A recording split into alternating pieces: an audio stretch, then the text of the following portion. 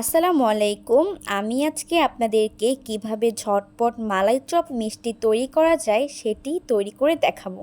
Traditional এই মালাই chop মিষ্টি একেবারে ছানা তৈরি করে তারপরে তৈরি করতে হয়, কিন্তু আমি আজকে আপনাদেরকে ইনস্ট্যান্ট কিভাবে মালাই চপ তৈরি করা যায় কিন্তু টেস্ট এবং ফ্লেভার একেবারে সেই মালাই চপের মতনই থাকবে।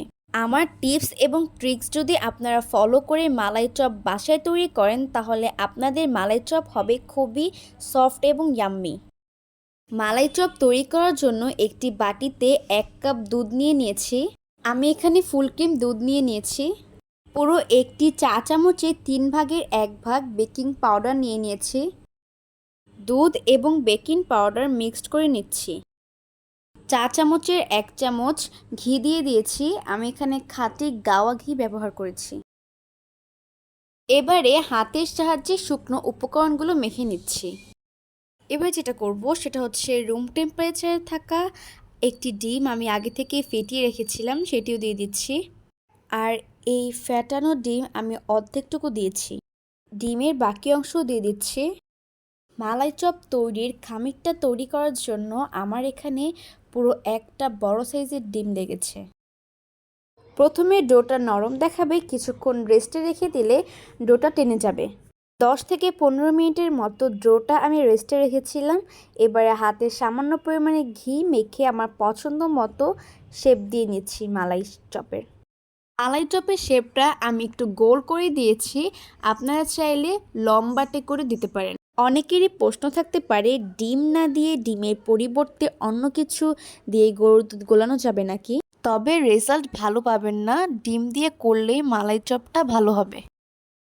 সেম প্রসেসে আমি একটা একটা করে সব মালাই চপগুলো বানিয়ে নিয়েছিলাম। যেই শেপই দেন না কেন শেপটা একটু ভালো করে দেওয়ার ট্রাই করবেন। ডেজার্ট আইটেম কিন্তু বেশিরভাগ মানুষেরই পছন্দ, আর এরকম ডেজার্ট যদি বাসায় তৈরি করে আপনাদের ফ্যামিলির সাথে শেয়ার করেন তাহলে কিন্তু তারা খুবই বেশি খুশি হবে। এই তো এক এক করে আমার সব চপগুলো বানানো হয়ে গিয়েছে। মালাই চপ তৈরি করার জন্য একটি প্যানে 2 কাপ গরুর দুধ দিয়ে দিচ্ছি। গরুর দুধের মধ্যে আমি হাফ কাপের মতো পানি দিয়ে দিচ্ছি একটু পাতলা করে নেওয়ার জন্য। এলাচের গুঁড়া দিয়ে দিচ্ছি হাফ চা চামচ। 1 কাপের 3 ভাগের 1 ভাগ চিনি দিয়ে দিয়েছি। তাছাড়াও চিনির পরিমাণটা আপনাদের টেস্ট অনুযায়ী দিয়ে নিতে পারেন। যদি কেউ একটু বেশি চিনি পছন্দ করেন তাহলে বেশি দিয়ে নেবেন, আর কম চিনি হলে তো কমই দিবেন। একটি বলক উঠে আসলেই বানানো মালাই চপগুলো দিয়ে দিচ্ছি। দুধে যখন একটি বলক চলে আসবে তখনই মালাই চপগুলো দিতে হবে। ঢাকনাটা লাগিয়ে দিচ্ছি। চুলার আঁচটা হবে মিডিয়াম টু হাই এবং ঢাকনার যে ছিদ্রটা সেটি একটি লংয়ের সাহায্যে লাগিয়ে দিচ্ছি। 10 মিনিটের মতো জাল করে নিব। যখনই বলক আসবে তখনই ঢাকনাটা সরিয়ে নেবেন, তাহলে দুধ নিচে নেমে যাবে।